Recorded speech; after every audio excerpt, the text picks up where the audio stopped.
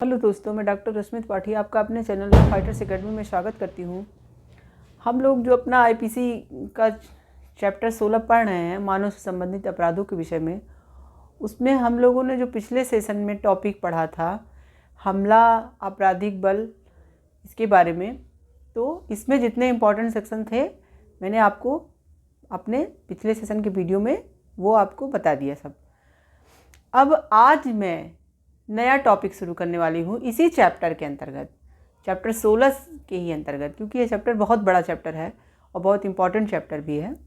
तो आज का सेशन में मैं आपको अपहरण क्या होता है, व्यपहरण क्या होता है, इन्हीं से संबंधित मतलब ये चैप्टर है उसको लेके चलूँगी और बताऊँगी कि ये सब चीज़ें किस तरह से होती हैं, तो अपराध माना जाता है और इनका डिफिनीशन क्या होता है, इसके लिए दंड का क्या प्रावधान है। तो आज का जो टॉपिक है यही सब रहेगा। और चलिए तो फिर हम अपना सेक्शन से स्टार्ट करते हैं। तो आज जो सेक्शन है सेक्शन 359 359, जो कि किसके बारे में बताता है, किडनैपिंग के बारे में बताता है। किडनैपिंग को हिंदी में कहते हैं व्यपहरण। क्या कहते हैं? व्यपहरण। और किडनैपिंग का मतलब क्या होता है चलिए बताते हैं। किडनैपिंग कह रहा है, किड मतलब बच्चों की चोरी के लिए, बच्चों के बला फुसला के ले जाने को ही हम किडनैपिंग कहते हैं। तो अगर आप इसके वर्ड को ही देखेंगे तो ही समझ जाएंगे कि बच्चों की बात यहाँ हो रही है। देखिए, यहाँ बच्चों के साथ साथ पागल, यानी जो व्यक्ति विकृत है, पागल व्यक्ति है, अनसाउंड माइंड है, यानी कि जिसको कोई चीज़ सोचने समझने की क्षमता नहीं है, वो भी बच्चों के अंतर्गत यहाँ माना गया है। जैसे देखिए, उस व्यक्ति को नहीं कहा जाएगा कि जिसने शराब पी के जो है नशे में है और सोचने समझने की क्षमता को खो देता है, उस व्यक्ति को नहीं कहा जाएगा। यहाँ पे सिर्फ पागल की बात कर रहा है, विकृत माइंड यानी कि अनसाउंड माइंड की बात कर रहा है, कि जिसको उसको समझ में ही नहीं आता, जो नेचुरल तरीके से ही पागल है, मतलब जिसको कोई चीज़ समझ में नहीं आता, इसलिए उसको बच्चों के तुल्य माना गया है। तो यहाँ जो भी बातें होंगी किडनैपिंग में, बच्चों के साथ साथ विकृत व्यक्ति यानी अनसाउंड माइंड व्यक्ति के बारे में भी बताए जाएंगे। तो किडनैपिंग का मतलब ये होता है कि अब देखिए, इन्होंने किडनैपिंग की डिफिनीशन न देके इस सेक्शन जो 359 है, बैरेट में देखिए क्या लिखा हुआ है। सिर्फ ये बताया गया है कि किडनैपिंग 2 तरह का होता है। तो किडनैपिंग का मतलब क्या होता है पहले मैं आपको ये समझा दूं, फिर क्या 2 तरह का कौन कौन सा इन्होंने बताया है उसको भी बताती हूँ। तो किडनैपिंग का मतलब यही होता है कि किसी बच्चे को या फिर किसी विकृत व्यक्ति को उसके संरक्षक के अंडर से आप क्या करें, बहला फुसला के किसी भी तरीके से आप बाहर ले जाओ, उसके संरक्षकता से या भारत से बाहर ले जाओ। तो इसीलिए इन्होंने व्यपहरण के बारे में 2 बातें बताई है, यानी कि 2 तरह का बताया है, यानी किडनैपिंग 2 तरह की होती है बताया है। पहला क्या बताया इन्होंने, जो कि सेक्शन 360 में डिफाइन किया। देखिए 359 में सिर्फ इन्होंने ये बताया है कि व्यपहरण 2 तरह का होता है, यानी किडनैपिंग 2 तरह की होती है। अब फिर कौन कौन सी होती है, तो जो 2 अलग अलग इन्होंने बताया है वो सेक्शन 360 में इन्होंने जो डिफिनीशन बताई है व्यपहरण की, वो बताया है कि भारत से बाहर, यानी कि किसी भी जिस भी गार्जियन, जैसे सेक्शन 360 हमारा ये कहता है कि भारत से बाहर का व्यपहरण कैसे होता है।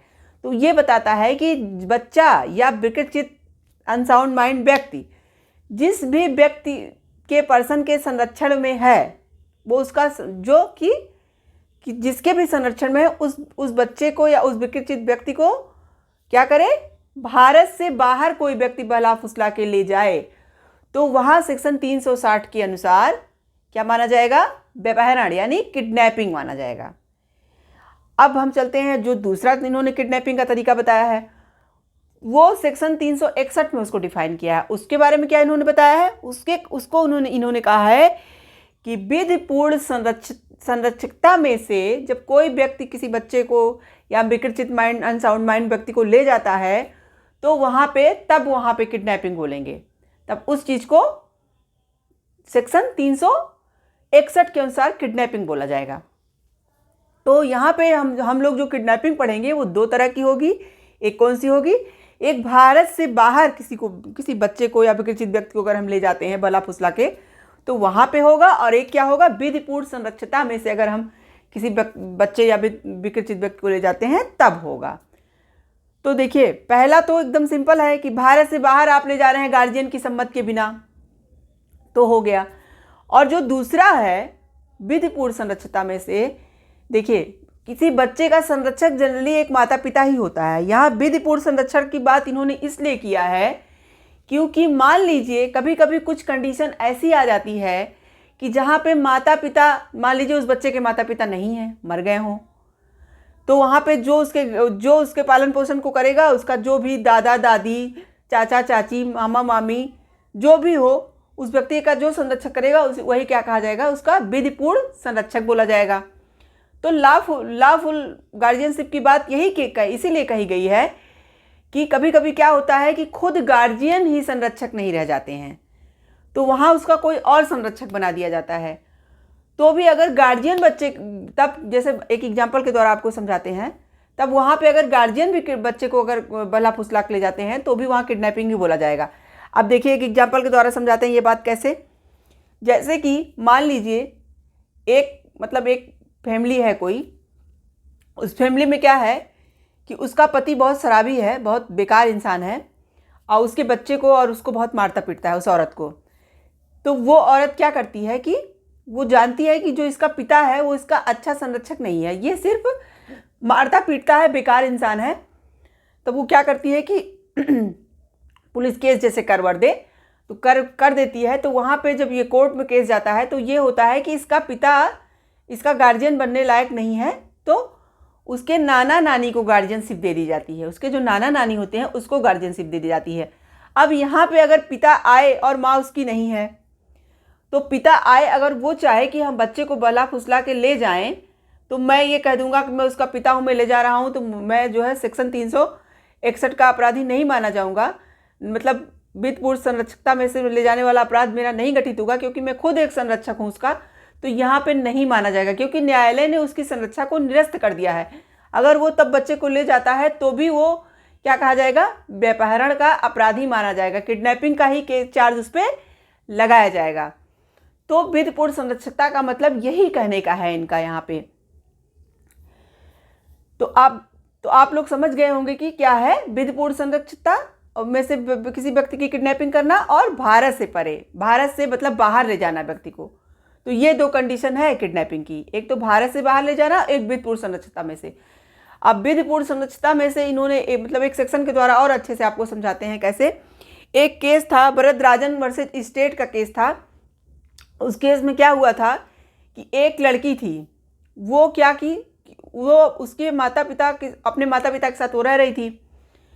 तो क्या हुआ कि वो अपने माता पिता से मतलब जैसे कि बहुत ज़्यादा परेशान हो गई थी, उनके साथ रहना उसको, उन लोगों की मतलब आदतें कुछ ऐसी थी कि उसको मतलब अच्छा नहीं लग रहा था उनके साथ रहना। वो क्या करती है, वो खुद से अपने चाचा चाची के पास चली जाती है और उनके साथ रहने लगती है। तो जब गार्जियन ने ये कहा, मतलब केस फाइल किया और अपने भाई के ऊपर, और कहा कि ये मेरी बच्ची को किडनैप कर लिया, इसने मेरी बच्ची का किडनैप कर लिया, तब वहाँ पे न्यायालय में ये बात कहा गया कि उस पर्सन की मतलब जो उसके चाचा चाची थे उन पे मतलब किडनैपिंग का चार्ज नहीं लगाया जा सकता, क्योंकि वो लड़की भले अवयस्क थी। इसमें देखिए मैंने आपको एक बात बताना भूल गई कि जो मतलब विधिपूर्ण संरक्षितता या जो व्यपहरण की बातें इन्होंने दो कंडीशन बताई है, उसके लिए बच्चे की आयु क्या होनी चाहिए। देखिए अगर वो मतलब मेल है तो 16 वर्ष से कम आयु का हो, और अगर फीमेल है तो 18 वर्ष से कम आयु का पर्सन होना चाहिए। तो ये है मतलब बच्चे, आप किडनैपिंग के लिए कितने उम्र के बच्चों का मतलब किडनैपिंग यहाँ बोला जाएगा, तो 16 वर्ष से कम मेल के लिए और 18 वर्ष से कम वुमेन के लिए है। तो जैसे वो बच्ची, ये कहा गया कि जैसे वो बच्ची है, अगर वो ले जाता है उसको संरक्षक से कि उसमें से, तो उसको मतलब किडनैपिंग ही कहा जाएगा। लेकिन नहीं, कोर्ट ने कहा नहीं, भले वो बच्ची थी लेकिन वो उसको बहलाया फुसलाया नहीं, उसको उत्प्रेरित नहीं किया अपने साथ जाने के लिए। देखिए यहाँ पे ये कहा गया है कि उत्प्रेरित करना भी जरूरी है। जैसे कभी कभी क्या होता है, कोई बच्चा खुद से चला जाता है, तो ये सब भी बातें होती हैं। तो बहुत सोच समझ के इस केस का फैसला मतलब किया गया। इस केस में जज ने कहा कि वो उसके जो चाचा चाची थे उन्होंने उसको उत्प्रेरित किया ही नहीं, उसको कभी बहलाया फुसलाया ही नहीं, उसको कभी कहा ही नहीं कि तुम मेरे पास आ जाओ। लेकिन वो लड़की अपने माता पिता से परेशान होकर उसके पास खुद से गई थी। तो भले वो छोटी बच्ची थी, लेकिन फिर भी उन पे किडनैपिंग का चार्ज नहीं लगाया जाएगा। ऐसे बहुत सारे केसेज होते हैं। जैसे मान लीजिए कोई बच्चा है और आप क्या है कि जैसे मेले उले में मतलब बच्चे गए हैं अपने गार्जियन के साथ, कभी कभी क्या होता है कि बच्चे भूल बस किसी और गार्जियन का हाथ पकड़ करके उनके साथ चले जाते हैं। फिर गार्जियन को समझ में नहीं आता और वो दूसरे के घर वो बच्चा पहुंच जाता है उस गार्जियन के साथ। तो वो जो दूसरा पर्सन है जो बच्चे को ले गया है वो मतलब पता भी बेचारा करता है कि कौन है, मतलब इसके गार्जियंस कौन है, उससे पूछता है। तो अगर उसके संरक्षक जो है उस पर किडनैपिंग का चार्ज नहीं लगा सकते उस अदर पर्सन पे, क्योंकि बच्चा वहाँ खुद से गया था, उन्होंने उसे उत्प्रेरित करके बहला फुसला के वो नहीं ले गए थे। तो क्योंकि बच्चे मतलब उनका कोई ऐसा आशय नहीं था उनका ले जाने वाला संरक्षक की संरक्षण से दूर, वो तो सिर्फ बच्चा अपने आप चला गया था। तो वहाँ पे भी किडनैपिंग का चार्ज नहीं लगाया जाता है। इसके लिए ये कहा गया है कि बच्चे को बहलाओ फुसलाओ या उत्प्रेरित करो अपने साथ जाने के लिए, ऐसा कुछ होना चाहिए। जब तक ऐसा नहीं होता है तब तक किडनैपिंग नहीं माना जाएगा।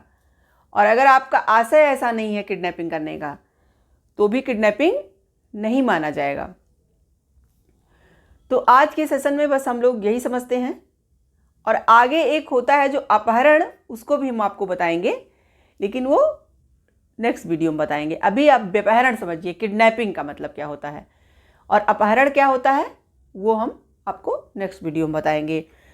तो आज हम लोगों ने कौन कौन सा सेक्शन पढ़ा? एक तो हम लोगों ने पढ़ा सेक्शन 359 जो कि क्या बताता है, किडनैपिंग बताता है कितने प्रकार का होता है।